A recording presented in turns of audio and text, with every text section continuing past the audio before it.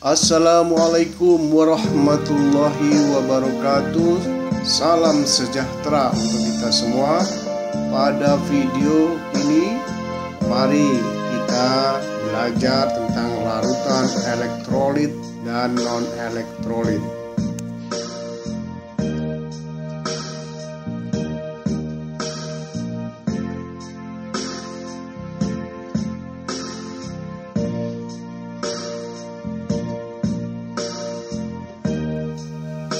Larutan adalah campuran homogen yang terdiri dari dua zat atau lebih. Larutan berdasarkan daya hantar listrik dibedakan menjadi larutan elektrolit dan non-elektrolit.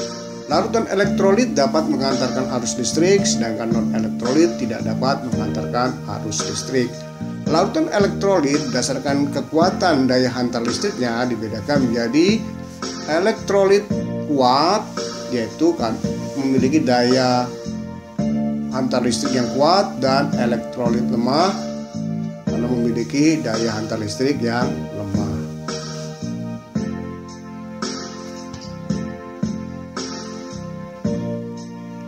Adanya gelembung gas dan nyala lampu yang terang merupakan gejala larutan tersebut mempunyai daya hantar yang kuat, disebut juga elektrolit kuat. Pada larutan elektrolit kuat, seluruh molekulnya terurai menjadi ion-ion atau terionisasi sempurna yang ditandai dengan satu arah panah ke kanan pada persamaan reaksinya. Karena banyak ion yang dapat mengantarkan arus listrik, maka daya hantarnya kuat.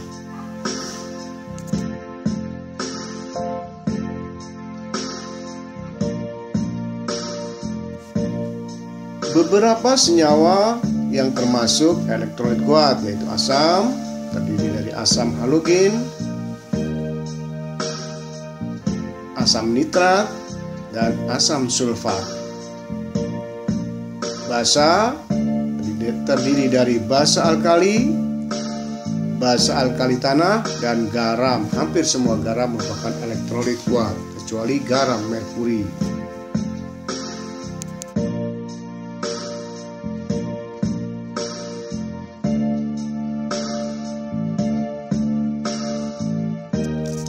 Jika muncul gelembung gas dengan nyala lampu pijar redup atau hanya muncul gelembung gas saja, berarti daya hantar listrik larutan tersebut lemah. Larutan walaupun dengan konsentrasi tinggi tetapi daya hantarnya lemah disebut larutan elektrolit lemah. Hal ini disebabkan tidak semua molekul terurai menjadi ion-ion atau ionisasi tidak sempurna, sehingga dalam larutan hanya ada sedikit ion-ion yang dapat menghantarkan arus listrik. Pada persamaan reaksinya ditandai dengan arah panah bolak-balik.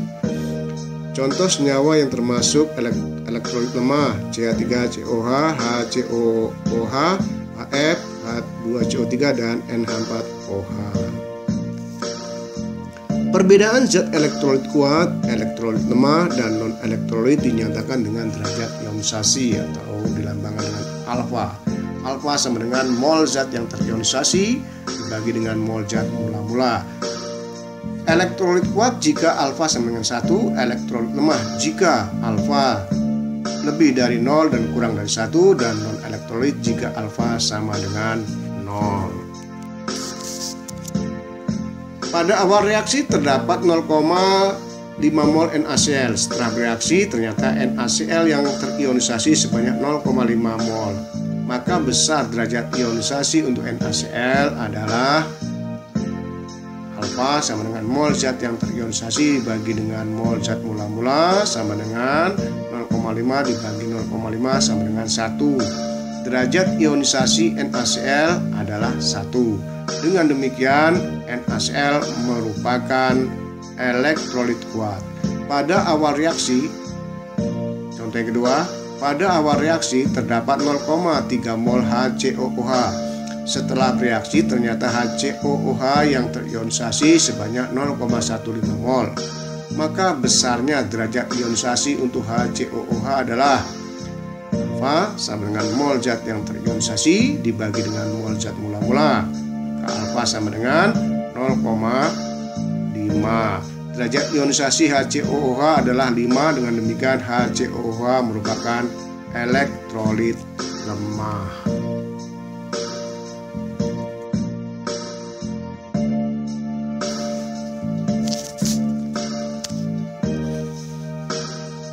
Diuji elektrolit pada larutan gula, ternyata tidak muncul gelembung gas dan lampu tidak menyala. Dengan demikian, larutan gula tidak menghantarkan arus listrik. Larutan yang tidak dapat menghantarkan arus listrik disebut larutan non-elektrolit. Pada larutan non-elektrolit, molekul-molekulnya tidak terionisasi dalam larutan, sehingga tidak ada ion-ion yang bermuatan yang dapat menghantarkan arus listrik. Mari kita lihat simulasi berikut ini. Larutan elektrolit yang berasal dari senyawa ion akan kita uji dengan simulasi. Apakah bersifat elektrolit atau elektrolit kuat atau elektrolit lemah? HF bukan senyawa ion, ambil KCl adalah senyawa ion. Kita uji dengan alat simulasi, ternyata lampu pijar menyala terang dan timbul gelembung, menunjukkan kesimpulannya adalah termasuk elektrolit kuat. Simulasi yang kedua, larutan elektrolit yang berasal dari senyawa kovalen polar yang akan kita uji, yaitu yang termasuk senyawa kovalen polar adalah asam fluorida atau HF. Ternyata kita uji dengan alat simulasi, ternyata lampu pijar nyala, redup, dan timbul gelembung. Ini menunjukkan bahwa asam fluorida termasuk elektrolit lemah. Teori elektrolit. Menurut Arrhenius, larutan elektrolit dalam air terdisosiasi ke dalam partikel-partikel bermuatan listrik positif dan negatif yang disebut ion. Ion positif dan ion negatif. Jumlah muatan ion positif akan sama dengan jumlah muatan ion negatif, sehingga muatan ion-ion dalam larutan netral. Ion-ion inilah yang bertugas mengantarkan arus listrik. Di dalam larutan, zat elektrolit CuCl2 terionisasi menjadi ion Cu2 positif dan ion Cl-. Reaksi ionisasinya adalah CuCl2 menjadi ion Cu2 positif dan 2Cl-. Ion Cu2 positif akan ditarik oleh katoda, kemudian menerima elektron atau mengalami reduksi dari katoda sehingga netral. Reaksinya adalah Cu2 positif plus 2 elektron menjadi Cu. Partikel yang netral ini bisa berwujud padat, cair, atau gas, dapat menempel atau terpisah dari katoda. Ion Cl- akan ditarik oleh anoda dan setelah kontak akan melepaskan elektronnya atau oksidasi. Reaksinya adalah 2Cl- menjadi Cl2 dengan melepaskan 2 elektron. Elektron yang dilepas oleh ion negatif mengalir melalui kawat penghantar dari anoda ke katoda. Selanjutnya, elektron di katoda akan diikat oleh ion positif. Akibat dari pelepasan dan penerimaan elektron ini menyebabkan timbulnya arus listrik. Aliran listrik dapat terus berlangsung sampai ion Cu2 positif dan ion negatif Cl- di larutan habis.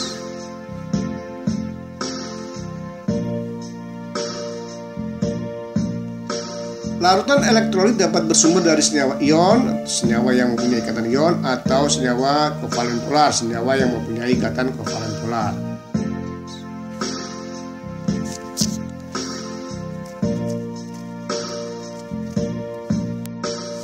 Senyawa ion tersusun dari ion-ion bahkan bila bentuknya padat dan kering. Jika dilarutkan dalam pelarutnya, ion-ion penyusun senyawa tersebut bebas bergerak sehingga larutan ion ini dapat menghantarkan arus listrik.